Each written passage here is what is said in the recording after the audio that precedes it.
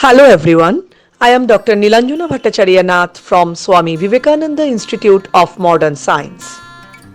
In my previous video, I have already discussed about the structural part of plant cell wall, and in this video, I will be discussing the basic chemical composition of plant cell wall, the plasmodesmata, and the function of plant cell wall. So first, what is cell wall? As I have already told you that cell wall is a specialized form of extracellular matrix that surrounds every cell of a plant. Basically, cell wall is an unique feature of each and every plant cell.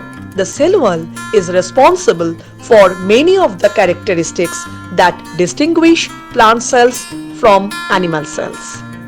It provides a structural framework to support plant growth and acts as the first line of defense when the plant encounters pathogens. And similar to the gap junction of animal cells, there is plasmodesma or plasmodesmata, a channel passing through the cell wall and allowing direct molecular communication between adjacent plant cells.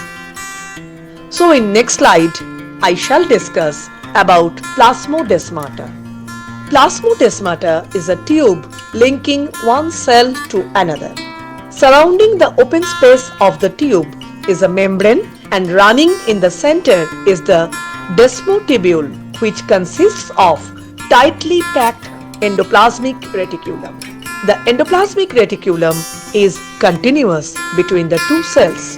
Between the desmotubule and the membrane, there is the cytoplasmic sleeve, where most transfer of molecules occurs. The sleeve contains various structures such as actin and myosin, which provide contractile forces to help in the transport. Plasmodesmata also facilitate the movement of molecules between cells. In vascular tissue, they are crucial for the movement of nutrients too. Next, the composition of plant cell wall. Though primary and secondary wall differ in detailed chemical composition and structural organization, their basic architecture is the same, consisting of cellulose fibers embedded in a water-saturated matrix of polysaccharides and structural glycoproteins. First, cellulose. It consists of several thousand glucose molecules linked end to end.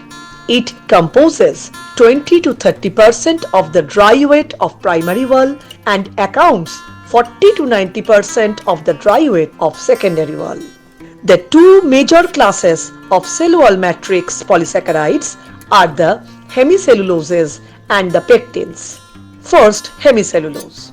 Hemicellulose consists of glucose molecules arranged end to end as in cellulose, with short side chains of xylose and other uncharged sugars attached to one side of the ribbon. These molecules have been shown to regulate the rate at which primary cell walls expand during growth.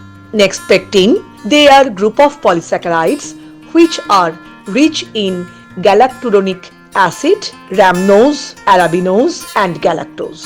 Pectins are present in high concentration in the middle lamella, where they presumably serve the function of cementing adjacent cells together.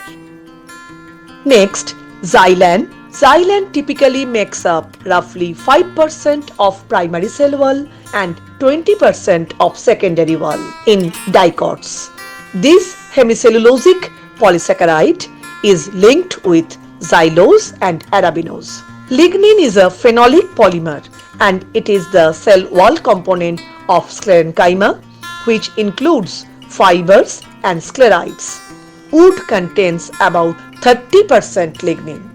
Other than these, the principal hemicelluloses are the glucomannan, mannan and galactomannan, xyloglucan, callose, etc.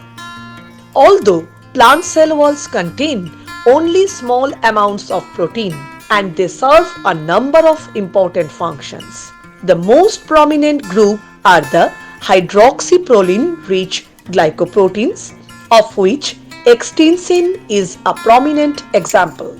In addition to the structural proteins, cell walls also contain a variety of enzymes such as cross-link extensin, lignin, cutin, and suberin. Extensins are present in the primary cell walls of dicots, making up 1 to 10% of the cell wall. Next, the functions of cell wall. As we all know, the cell wall is the important structure of plant cells. They determine the morphology, growth, and development of plant cells. They provide the basic shape and size of each and every plant cells. They protect the protoplasm from invasion by viral, bacterial, and fungal pathogens. Basically, they protect the cell from the outside danger. They are rigid structures and thus help the plant in withstanding the gravitational forces. They are involved in the transport of materials and metabolites into and out of the cell. They withstand the turgor pressure which develops within the cells due to high osmotic pressure. Thank you.